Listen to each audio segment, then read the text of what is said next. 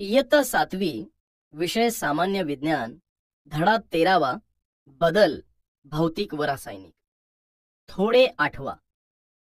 मुलांनो, आपल्या आजूबाजूला किंवा सभोवतालच्या परिसरात अनेक घटना घडत असतात. या घटना घडल्यामुळे काहीतरी बदल त्या ठिकाणी होतो. पण हा बदल झाला आहे हे तुमच्या केव्हा लक्षात येईल? जेव्हा तुम्ही त्या गोष्टींचं बारीक निरीक्षण कराल तेव्हा.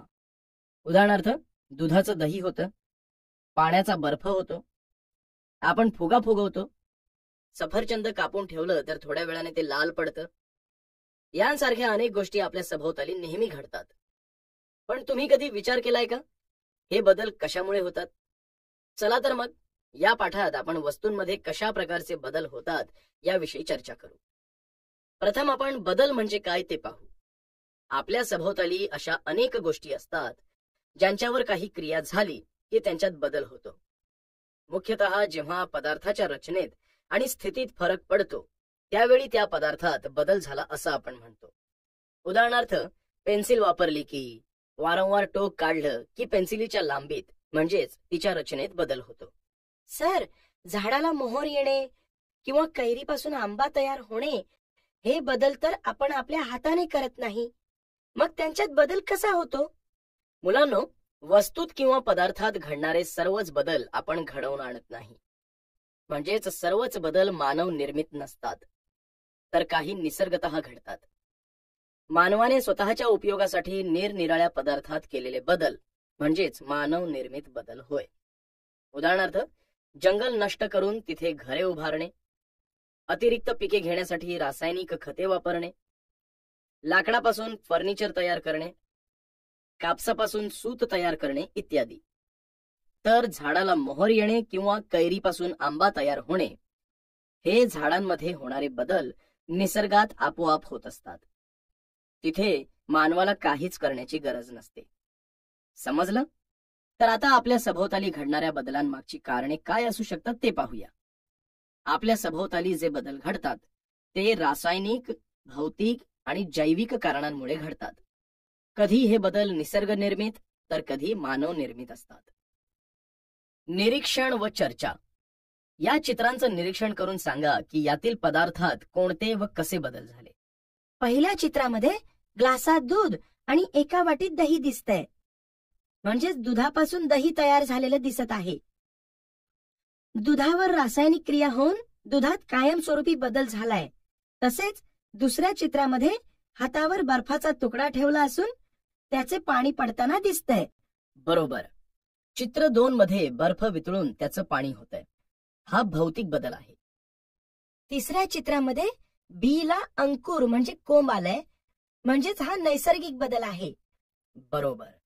पुढच्या चित्रात काय आहे? चौथ्या चित्रामध्ये गॅसवर पाणी उकळतंय असं दिसतंय, म्हणजेच सर हा भौतिक बदल आहे ना? होय, अगदी बरोबर. पाणी उकळते आहे हा भौतिक बदल आहे.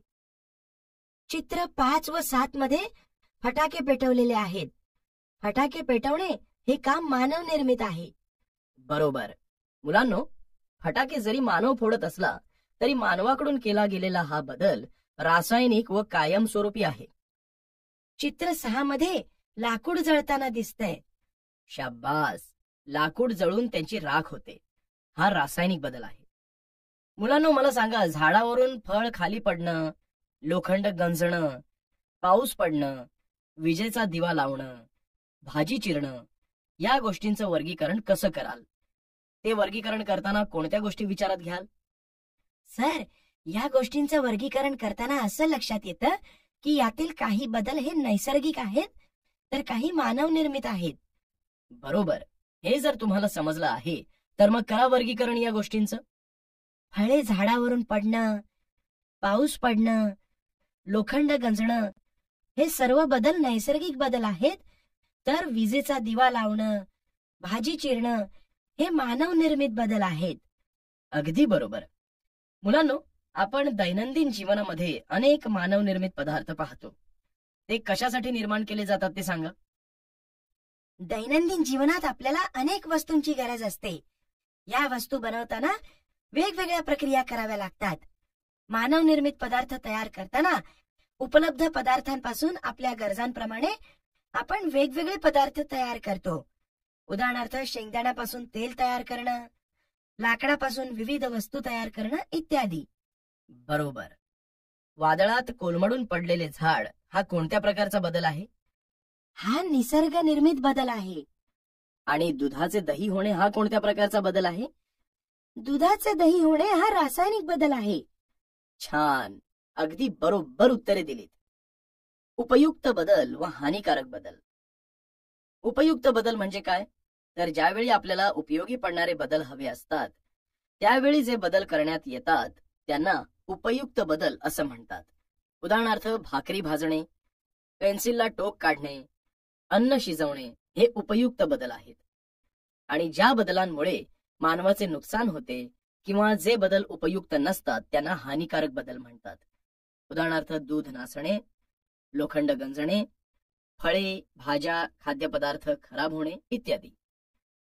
मुलांनो, आपण निसर्गनिर्मित व मानवनिर्मित बदलांचे वर्गीकरण उपयुक्त आणि हानिकारक बदलांमध्ये करू शकतो. उदाहरणार्थ पाऊस पडणे, भूकंप होणे हे नैसर्गिक बदल आहेत. यातील पाऊस पडणे हा उपयुक्त बदल असून भूकंप होणे हा हानिकारक बदल आहे. तसेच सोने या धातूपासून दागिने बनवणे, गुटखा तयार करणे हे मानव निर्मित बदल आहेत.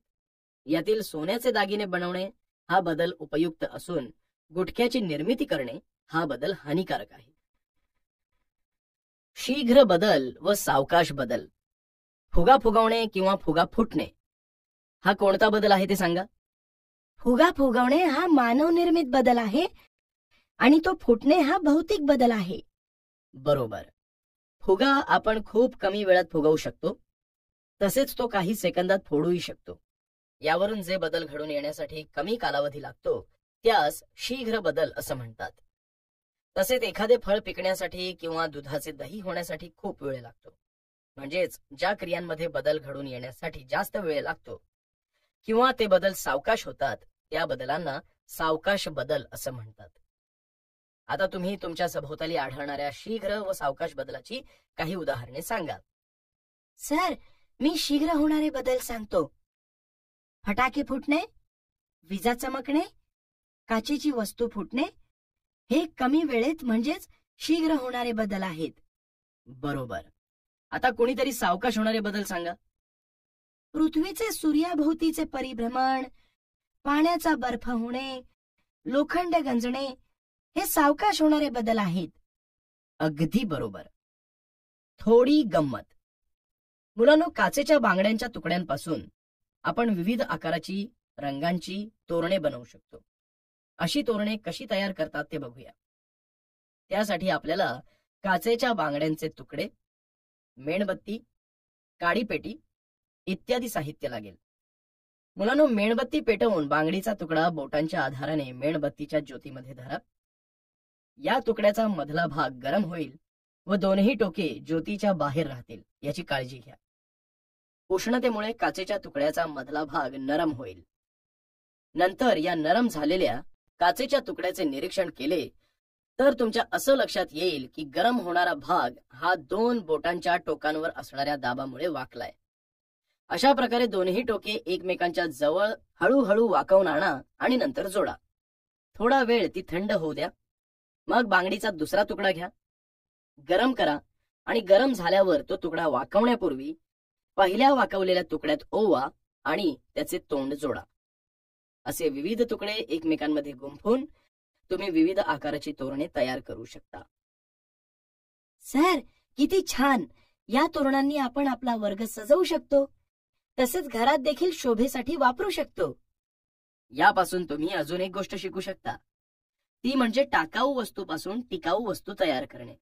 पण समजा काचेच्या तुकड्यापासून तुम्ही गोलाकार कडे तयार केले आणि नंतर तुम्हाला सांगितलं की त्याचा आकार बदलवून पूर्वीसारखा तुकडा बनवा, तर तुम्ही तो कसा बनवाल?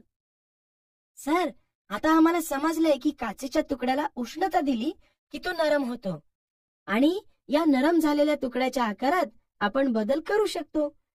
म्हणजेच हा तुकडा जर पुन्हा पूर्वीसारखा करायचा असेल तर तो पुन्हा त्याच ठिकाणी गरम करून हलकेच दाब देऊन पूर्ववत करता येईल. बरोबर. परिवर्तनीय व अपरिवर्तनीय बदल. आता मला सांगा, मेणबत्ती वितळवून पुन्हा मेणबत्ती कशी तयार करता येईल? नाही माहित? बरं, मीच सांगतो. मेणबत्ती पेटवली की ती हळूहळू वितळून मेण तयार होतं. नंतर या द्रवरूप मेणाला साच्यात टाकल्यावर ते गोठतं. त्यापासून पुन्हा मेणबत्ती बनवण्यात येते. मुलांनो, आपल्याला या काचेच्या तुकड्याच्या आणि मेणबत्तीच्या उदाहरणावरून असं लक्षात येतं की काचेच्या तुकड्याचा आकार पूर्वीसारखा परत बनवता येतो आणि मेण देखील वितळवून पुन्हा मेण बनवता येतं. म्हणूनच पुन्हा पुन्हा उलटसुलट क्रमाने होऊ शकणाऱ्या बदलांना परिवर्तनीय बदल म्हणतात. सांगा बरं एखादे परिवर्तनीय बदलाचे उदाहरण. परिवर्तनीय बदलाचे उदाहरण म्हणजे स्प्रिंग ताणणे, पाण्याचे बर्फात रूपांतर होणे. कारण स्प्रिंग ताणल्यानंतर पुन्हा पूर्वीसारख्या आकारात येते. तसेच बर्फाचे पाणी आणि पाण्याचे पुन्हा बर्फ तयार करता येते. बरोबर. मग आता मला सांगा, अपरिवर्तनीय बदल म्हणजे काय? सर, परिवर्तनीय बदलाच्या विरुद्ध म्हणजे अपरिवर्तनीय बदल. म्हणजेच जे झालेले बदल पुन्हा पूर्ववत करता येत नाहीत त्यांना अपरिवर्तनीय बदल म्हणतात. आपण पाहतो ना, कैरीचा आंबा होतो पण आंब्याची कैरी होत नाही. अगदी बरोबर. तसेच अपरिवर्तनीय बदलाचे दुसरे उदाहरण म्हणजे लाकूड जळून राख होते पण राखेपासून लाकूड तयार करता येत नाही. दुधाचे दही होणे, भूकंप होणे, भाजलेल्या पोळीची पुन्हा कणिक होत नाही. हे आपल्या दैनंदिन जीवनातील काही अपरिवर्तनीय बदल आहेत. मुलांनो, तुम्हाला परिवर्तनीय आणि अपरिवर्तनीय बदल समजले आहेत ना? हो सर. आवर्ती बदल आणि अनावर्ती बदल. मुलांनो, आता मी तुम्हाला काही प्रश्न विचारतो, त्यांची तुम्ही उत्तरे द्या. सांगा भाऊ, दिवसानंतर कोणती स्थिती येते? सर, दिवसानंतर रात्र येते. बरोबर. सूर्योदयानंतरची दुसरी स्थिती कोणती? सर, सूर्योदयानंतर पहाट होते, त्यानंतर सकाळ होते. अगदी बरोबर. समुद्राच्या भरतीनंतर कोणती स्थिती येते? समुद्राच्या भरतीनंतर ओहोटी येते. बरोबर. मुलांनो, तुम्ही सर्व प्रश्नांची उत्तरे बरोबर दिली आहेत. पण या उत्तरांचा थोडा विचार करा आणि मला सांगा की तुमच्या काय लक्षात येतं. सर, एक क्रिया झाल्यावर दुसरी क्रिया घडते. ठीक आहे, पण मुलांनो, या क्रिया ठराविक कालावधीनंतर किंवा वेळेनंतर पुन्हा पुन्हा घडतात. रोज दिवस होतो, नंतर रोज ठराविक वेळाने रात्र होते. याचाच अर्थ ठराविक कालावधीनंतर पुन्हा पुन्हा घडून येणाऱ्या बदलांना आवर्ती बदल असं म्हणतात. तर या उलट एखादा बदल घडल्यावर तो पुन्हा कधी होईल हे निश्चित सांगता येत नाही आणि तो झाला तरी या दोन्हींमधील कालावधी सारखा नसतो. अशा बदलांना अनावर्ती बदल म्हणतात. या बदलाचे उदाहरण म्हणजे पूर येणे, भूकंप होणे, आकाशातून उल्का पडणे हे होय. तुम्ही सांगा बरं एखादं अनावर्ती बदलाचं उदाहरण. झाडाची पाने हलणे, झाडावर पक्षी बसून उडून जाणे, ही अनावर्ती बदलाची उदाहरणे आहेत. बरोबर. मुलांना, तुम्हाला जर आवर्ती आणि अनावर्ती बदल समजले आहेत तर माझ्या काही प्रश्नांची उत्तरे थोडा विचार करून सांगा. उन्हाळा, पावसाळा, हिवाळा हा ऋतूबद्दल कोणता बदल आहे? उन्हाळा हा ठराविक दिवस असतो. उन्हाळा संपला की नंतर पावसाळा येतो. पावसाळा देखील ठराविक दिवसात संपतो. मग हिवाळा येतो. हिवाळा संपला की पुन्हा उन्हाळा सुरू होतो. हे ऋतुचक्र अविरतपणे चालूच असतं. म्हणून ऋतू बदल हा आवर्ती बदल आहे. अगदी बरोबर. घड्याळात सकाळी 6 वाजल्यानंतर सायंकाळी 6 वाजेपर्यंत आवर्ती बदल दिसून येतो. सकाळी 6 पासून संध्याकाळी 6 पर्यंत तास काट्यात एकदा आवर्ती बदल घडून येतो आणि मिनिट काट्यात 12 वेळा आवर्ती बदल दिसून येतो. मात्र सेकंद काट्यात 12 गुणिले 60 बरोबर 720 वेळा आवर्ती बदल दिसून येतो. म्हणजे सकाळी 6 ते संध्याकाळी 6 पर्यंतच्या 12 तासात मिनिट काटा 12 वेळेस एकाच स्थितीत पुन्हा पुन्हा येतो. तर सेकंद काटा 720 वेळेस एकाच स्थितीत पुन्हा पुन्हा येतो. तसेच पृथ्वीचे सूर्याभोवतीचे परिभ्रमण, सूर्य मावळणे, भूक लागणे ही देखील आवर्ती बदलांची उदाहरणे आहेत. भौतिक बदल व रासायनिक बदल. मुलांनो, आता आपण भौतिक बदल व रासायनिक बदलांबद्दल अधिक माहिती करून घेऊ. त्यासाठी या आकृत्यांचे निरीक्षण करा आणि सांगा तुम्हाला यात काय दिसतंय. सर, पहिल्या चित्रात कच्च्या कैरीपासून पिकलेला आंबा तयार झालाय. दुसऱ्या चित्रात एका डिशमध्ये लोखंडाचा कीस, कागदाचे तुकडे आणि टाचण्या आहेत. त्या लोहचुंबकाने वेगळ्या केल्या आहेत.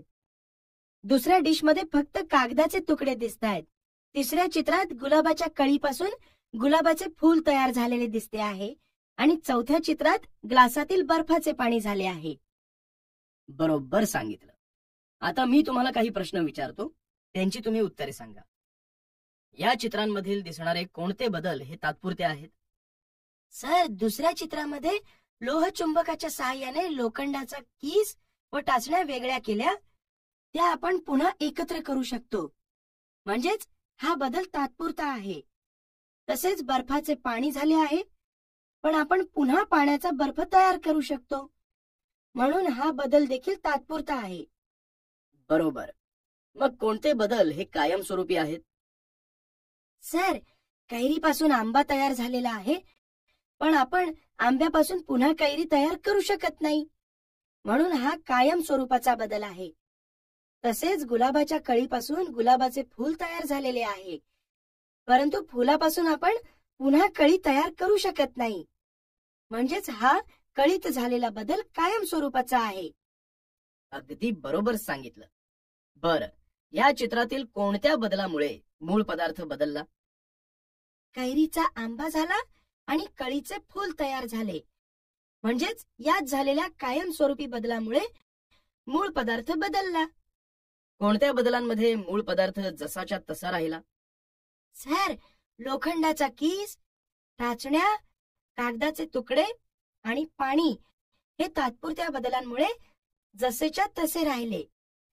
मुलांनो, आकृतीतील कोणत्या बदलांमध्ये नवीन गुणधर्माचा नवीन पदार्थ तयार झाला?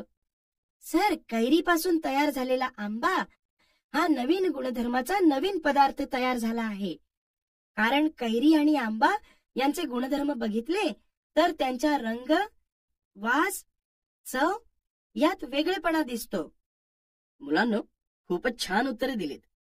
या बदलांच्या उदाहरणाचा विचार केला तर काही बदल घडताना मूळ पदार्थांचे गुणधर्म आहेत तसेच कायम राहतात. त्यापासून कोणताही नवीन पदार्थ तयार होत नाही. अशा बदलास भौतिक बदल म्हणतात. म्हणजेच बदल होत असतानाही त्याचे संघटन कायम राहते. आणि जे बदल घडल्याने मूळ पदार्थांचे रूपांतर नवीन व वेगळ्या गुणधर्मांच्या पदार्थात होते, अशा बदलास रासायनिक बदल म्हणतात. भौतिक बदलात आकारात, मापात आणि अवस्थेत बदल होतो. उदाहरणार्थ, कागदाचे तुकडे करणे हे भौतिक बदलाचे उदाहरण आहे. या उदाहरणात कागद हा मूळ पदार्थ जसाच्या तसाच आहे, फक्त तुकडे केल्याने त्याचा आकार आणि माप बदलतं. तसेच भौतिक बदलात आपण ती वस्तू मूळ स्वरूपात परत आणू शकतो. तुकडे झालेल्या कागदापासून एक मोठा कागद तयार करू शकतो. बर्फाचे पाणी तयार करून पुन्हा बर्फ तयार करू शकतो. या उलट आपण रासायनिक बदलात मूळ पदार्थ पुन्हा मिळवू शकत नाही. जसे कागद जाळला तर आपल्याला राख मिळते, पण राखेपासून पुन्हा कागद तयार करू शकत नाही. मुलांनो, तुम्हाला आता भौतिक बदल व रासायनिक बदल समजले आहेतच. तर मी काही उदाहरणे सांगतो, त्यांचं वर्गीकरण तुम्ही भौतिक बदल व रासायनिक बदल याद करा. उदाहरणे: लाकडापासून टेबल बनवणे, लाकूड जाळणे, काचेची वस्तू फुटणे, टोमॅटो पिकणे, लोखंड गंजणे. सर, लाकडापासून टेबल बनवणे, काचेची वस्तू फुटणे ही भौतिक उदाहरणे आहेत आणि लाकूड जाळणे, टोमॅटो पिकणे, लोखंड गंजणे ही रासायनिक उदाहरणे आहेत. अगदी बरोबर. थोडे आठवा. मुलांनो, या मागील इयत्तेत तुम्ही पदार्थांच्या अवस्था आणि अवस्थांतर शिकलात, तर ते आठवून सांगा बरं. सर, काही पदार्थ स्थायीरूप तर काही द्रवरूप आणि काही वायुरूप अवस्थेत असतात. तुम्ही स्थायीरूप, द्रवरूप व वायुरूप पदार्थांची उदाहरणे सांगू शकाल का? हो, स्थायीरूप पदार्थ म्हणजे डांबर गोळ्या, मेण, बर्फ आणि द्रवरूप पदार्थ म्हणजे पाणी, दूध, रॉकेल. तसेच वायुरूप पदार्थ म्हणजे नायट्रोजन, ऑक्सिजन हे आहेत. बरोबर. तर मुलांनो, पदार्थाची एक अवस्था बदलून जेव्हा तो दुसऱ्या अवस्थेत जातो तेव्हा त्या क्रियेस पदार्थाचे अवस्थांतर म्हणतात. उदाहरणार्थ, आपण मेणाच्या तुकड्यांना मेणबत्ती किंवा स्पिरिटच्या दिव्याच्या सहाय्याने उष्णता दिली की ते वितळतं, म्हणजेच त्याचे द्रवरूपात रूपांतर होते. थोड्या वेळाने हे मेण थंड झाल्यावर मेणाचा पुन्हा गोळा तयार होतो, म्हणजेच ते पुन्हा स्थायीरूप अवस्थेत जातं. या क्रियेलाच मेणाचं अवस्थांतर झालं असं म्हणतात. यावरून मुलांना तुम्ही मला सांगा, पदार्थाचे अवस्थांतर होताना कोणकोणत्या क्रिया होतात? पदार्थांचे अवस्थांतर होताना गोठण, संघनन, उत्कलन, विलयन अशा क्रिया होतात. कारण वरील उदाहरणात देखील मेणाचे गोठणे आणि वितळणे म्हणजेच विलयन झाले आहे. जेव्हा ते मेण गरम होते तेव्हा त्याचे उत्कलन होते आणि थंड होताना त्याचे संघनन होते. अगदी बरोबर सांगितलं. सर, आम्ही हे मागील इयत्तेत केलेले प्रयोग आहेत. मग आता सांगा बरं, वाटीमध्ये पाणी घेऊन त्यास उष्णता दिली असता काय होतं? वाटीमधल्या पाण्याला उष्णता दिली असता हळूहळू ते गरम होऊन उकळू लागतं, म्हणजे उत्कलन होतं. नंतर त्यांची वाफ होते, म्हणजेच त्याचं बाष्पीभवन होतं. बरोबर. द्रवाचे बाष्प होण्याची क्रिया म्हणजे बाष्पीभवन होय. या बाष्पीभवनामुळेच कपडे वाळणं, समुद्राच्या पाण्यापासून मीठ तयार करणं हे शक्य झालं आहे. ही सगळी भौतिक बदलाची उदाहरणे आहेत. तसेच विरघळणे, उत्कलन, विलयन या सर्व क्रिया देखील भौतिक बदलाचीच उदाहरणे आहेत. कारण या क्रिया होताना मूळ पदार्थाचे गुणधर्म बदलत नाहीत. करून पहा. मुलांनो, आपण आता एक प्रयोग करू. प्रयोगासाठी लागणारं साहित्य पुढील प्रमाणे आहे: बाष्पन पात्र, साखर, बर्नर, तिवई इत्यादी. कृती: एका बाष्पन पात्रात साखर घ्या. हे बाष्पन पात्र तिवईवर ठेवा आणि त्याला उष्णता द्या. बाष्पन पात्राच्या तळाशी काळपट पदार्थ दिसू लागला की उष्णता देणं थांबवा. वरील कृती करत असताना साखरेत होणाऱ्या विविध बदलांचं निरीक्षण करून सांगा, काय दिसतं? बाष्पन पात्राला उष्णता दिली असता साखरेचा विटकरी रंगाचा पाक तयार व्हायला सुरुवात होते. अधिक वेळ उष्णता दिली असता पूर्ण साखर विरघळून काळपट गडद रंगाचा पदार्थ तयार होतो. बरोबर. हा प्रयोग करत असताना झालेला बदल हा कोणत्या प्रकारचा बदल आहे? हा बदल रासायनिक बदल आहे.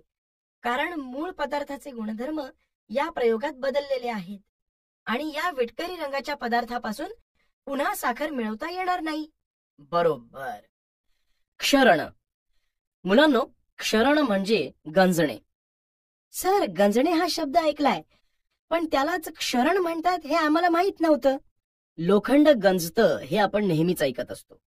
लोखंडाची वस्तू गंजते म्हणजे तिच्यावर विटकरी रंगाचा थर साचतो, तर तांब्याच्या वस्तूवर हिरवट रंगाचा थर तयार होतो.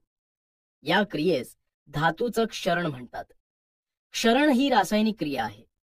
हवेतील ऑक्सिजन, आर्द्रता, रसायनांची वाफ यांच्या रासायनिक क्रियेमुळे गंज चढतो, म्हणजेच त्या धातूचं क्षरण होतं. क्षरण झाल्याने किंवा गंजण्याने या वस्तू खराब होतात, तसेच कमकुवत होतात. क्षरणामुळे आपल्या घरातील धातूंच्या वस्तू खराब होत असतील तर त्या लोखंडी वस्तू गंजून खराब होऊ नयेत म्हणून त्या वस्तूंना रंग लावला पाहिजे. तांब्या पितळ्याच्या भांड्यांना कलही केली पाहिजे. कलही करणे म्हणजे तांब्या पितळेच्या भांड्यांवर कथिलाचा लेप देणे. क्षरण रोखण्यासाठी लोखंडी वस्तूंवर जस्ताचा पातळ लेप लावतात. त्याला गॅल्वनायझेशन असं म्हणतात.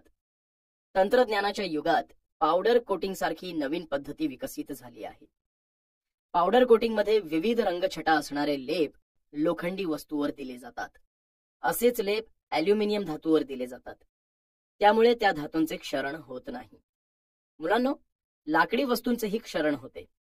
लाकडी वस्तूंचे लाकूड हा सेंद्रिय पदार्थ आहे. त्यामुळे त्याच्यावर सहज बुरशी, वाळवी किंवा कीड लागू शकते.